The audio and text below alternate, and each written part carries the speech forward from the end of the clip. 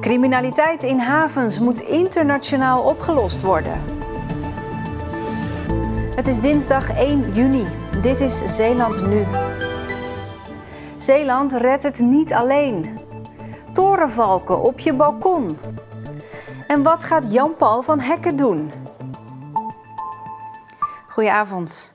Om criminaliteit in zeehavens beter te kunnen aanpakken is grensoverschrijdende samenwerking nodig. De Tweede Kamer heeft vanmiddag ingestemd met een motie daarover. Daarnaast hebben de Zeeuwse havens meer geld nodig voor het bestrijden van criminaliteit, bleek onlangs weer uit onderzoek. Want criminelen zijn dol op kleine zeehavens zoals Terneuzen en Vlissingen. De Zeeuwse zeehavens draaien goed, maar al jaren is er een probleem met smokkelaars.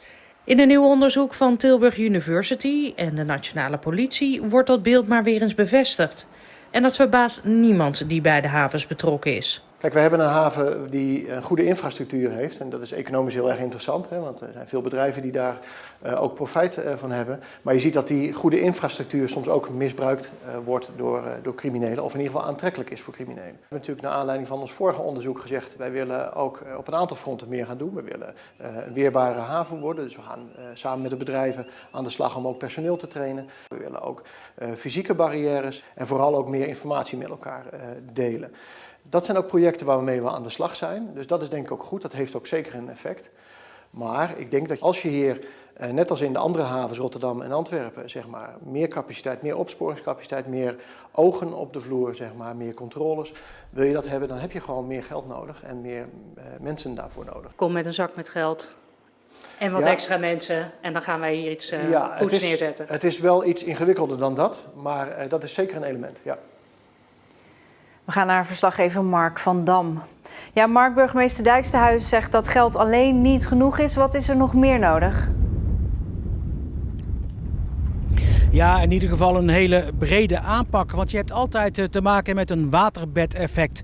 Als je bijvoorbeeld in Rotterdam en Antwerpen strenger gaat controleren, dan zul je zien dat criminelen gaan uitwijken naar Terneuzen of Vlissingen bijvoorbeeld, om daar hun kansen te pakken.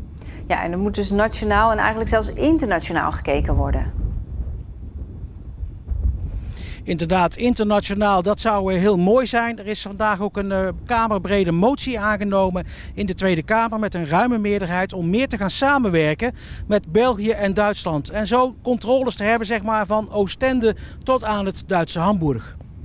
Maar ja, ondertussen komen er nog steeds veel drugs binnen via onze havens. Gaat deze motie daar iets aan veranderen?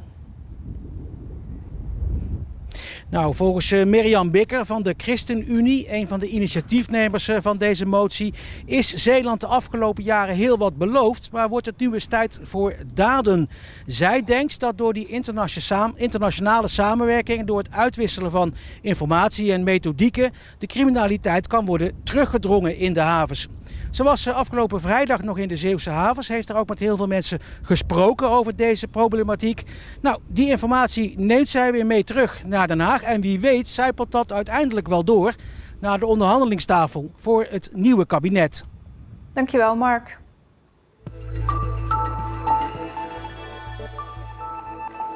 Het percentage mensen dat zich laat vaccineren tegen corona ligt op Tholen en in Reimerswaal laag, fors onder het landelijk gemiddelde. Maar niet te laag, zegt de GGD. En dus maakt de gezondheidsdienst zich vooralsnog geen zorgen. Als voorbeeld geeft de GGD de vaccinatiecijfers van Zeeuwen tussen de 70 en 79 jaar. Dat zou een goed beeld geven. Gemiddeld laat 89% van die leeftijdsgroep zich vaccineren in onze provincie. In Reimerswaal is dat 77% en op Tholen 79%. Een stuk lager dus dan gemiddeld, maar nog boven de 75% waarnaar gestreefd wordt. En dat zou voldoende moeten zijn om het aantal besmettingen niet opnieuw op te laten lopen. En vandaag werd bekend dat 34 Zeeuwen dit weekend een verkeerde uitslag hebben gekregen na een coronatest. Ze kregen te horen dat ze positief waren getest op corona, terwijl dat niet zo was. Het was een fout van het ADRZ in Goes. Een aanpassing in het laboratoriumsysteem was de oorzaak. Gisteren werd de fout ontdekt. Het seizoen van de hangcultuurmosselen is van start gegaan. Alweer, zult u denken? Ja, alweer. Vorige week was 1 van de 7 Zeeuwse kwekers al begonnen met het opvissen van de mosselen. Die zijn gewoon begonnen omdat ze vonden de kwaliteit goed. Maar officieel was het 1 juni, dus ja, dat houden we ook gewoon aan. Want waren jullie ook een beetje teleurgesteld dat ze vorige week al begonnen waren? Ja, dat moeten ze zelf weten. Vandaag starten dus ook de andere 6. Een moment om naar uit te kijken. Ja, dat is je eindproduct. Daar ben ik een beetje trots op. Daar ben je 2 jaar naartoe bezig. Dus dat ben ik blij dat weer kan beginnen. Nieuwe seizoen. Het is prachtig weer, maar Meta de Heus uit Terneuzen kan haar balkon niet op. Dat is bezet. Een torenvalkpaar vond het een mooie plek voor een nest. En dat kan alles bij elkaar best wel even duren. De broedtijd is ongeveer 27 dagen. En als ze dan uit zijn, dan is het nog eens 27 tot 35 dagen voor de kuikens uitvliegen. U bent er nog even zoet mee? Ik ben er heel erg zoet mee, ja. Ik heb er gewoon een gezinnetje bij. Ja, ik ben een beetje de oma van deze familie. Ja, oma Valk. Tunnelgebruikers opgelet. Vanaf 8:30 vanavond gaat de Westerschelde-tunnel dicht voor het jaarlijkse groot onderhoud. Vanaf dat moment is het omrijden via Antwerpen tot 4 uur morgenochtend vroeg. Naast werkzaamheden in de tunnel wordt ook de overkapping van het Tolplein geïnspecteerd.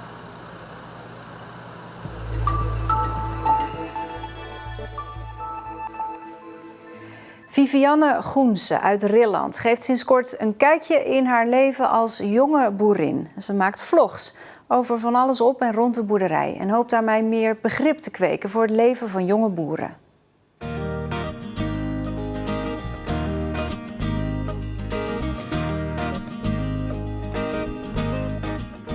Hallo allemaal, ik zal me nog 1 keer goed voorstellen. Ik ben Vivianne Groense, 20 jaar oud en ik kom uit Rilland, net in Zeeland. Trots op mijn boeren, daar zit ik in het bestuur. Wij doen door middel van onze Facebookpagina en de website en Instagrampagina willen we eigenlijk de jonge boeren van Nederland een stem geven.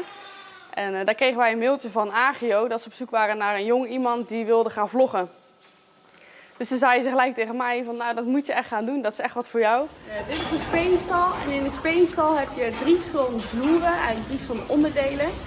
Is het ook een beetje broodnodig voor de boer om zich digitaal ook een beetje te presenteren in de moderne wereld, zeg maar? Ja, dat vind ik dubbel. Ik vind dat een boer zich niet per se hoeft te verantwoorden naar alle burgers. Maar aan de andere kant vind ik het ook wel belangrijk dat de burger iets meer leert over het boerenleven. Dat het niet allemaal vanzelf gaat, zeg maar. En ik zal jullie vandaag laten zien hoe we dat doen. Ik zou zeggen, kijk gezellig mee. Trotse jonge boeren, is dat nodig? Ja, het is wel belangrijk dat vooral ook de jongeren echt van zich laten horen. We zijn uiteindelijk toch de toekomst.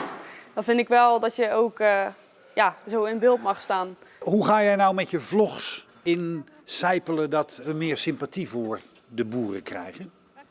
Nou, het begint natuurlijk al met deze lammetjes. Dat is al gewoon leuk om te zien. Kan niet stuk. Iedereen houdt van jonge beestjes.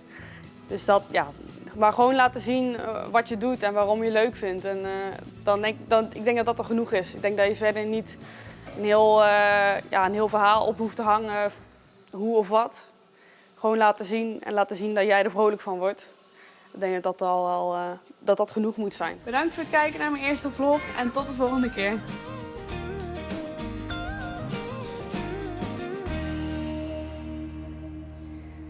Voetballer Jan-Paul van Hekken is even terug in Zeeland. De verdediger uit Arnhemuiden heeft zijn eerste seizoen in de Eredivisie erop zitten. Hij werd door het Engelse Brighton en Hove Albion uitgeleend aan Heerenveen. Hoe volgend seizoen eruit gaat zien is nog onduidelijk, maar voor nu is er tijd voor ontspanning. En bij voetbalfamilie Van Hekken is ook dan een bal nooit ver weg. Dat is een geweldige bal, hier gaat die. Ja!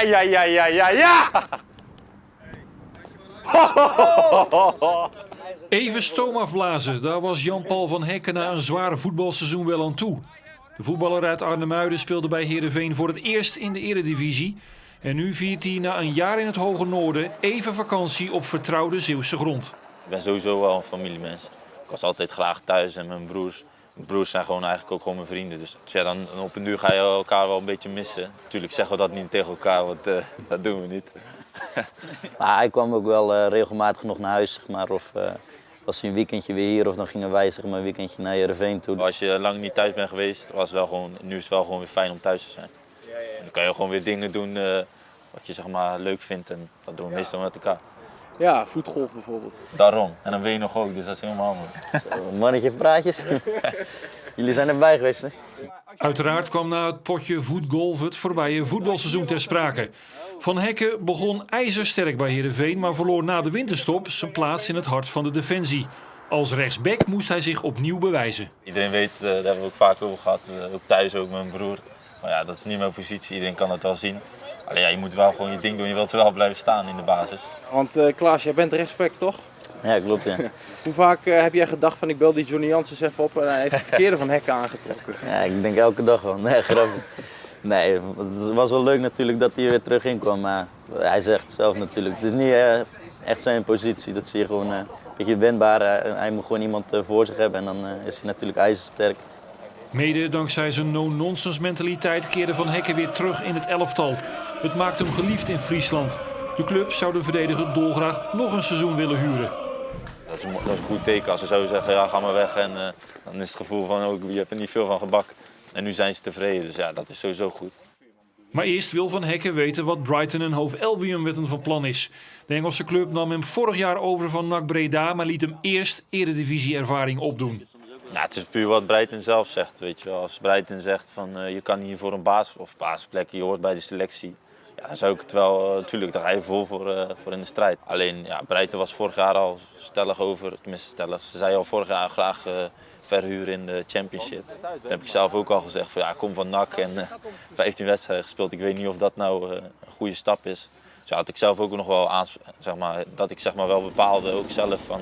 Toen zei ze zelf, ja, je hebt misschien wel gelijk, eerste jaar Eredivisie en dan kijken we verder. Dus ja, dat gaan we nu zien.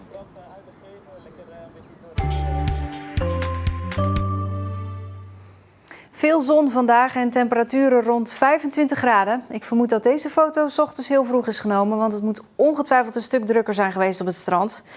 Ja, of iedereen zat op de fiets, dat kan ook. Afijn, vannacht daalt de temperatuur tot 11 à 14 graden. En dan krijgen we morgen opnieuw een zonnige dag. Dan wordt het zelfs nog iets warmer met maximumtemperaturen van 26 à 27 graden. Later in de middag wat bewolking en 's avonds kans op regen. En dan gaan we aan het einde van deze uitzending nog even naar Goes. Want daar hebben ze een pratende prullenbak neergezet. Dank u. Samen zorgen we voor een schone omgeving. Een pratende prullenbak.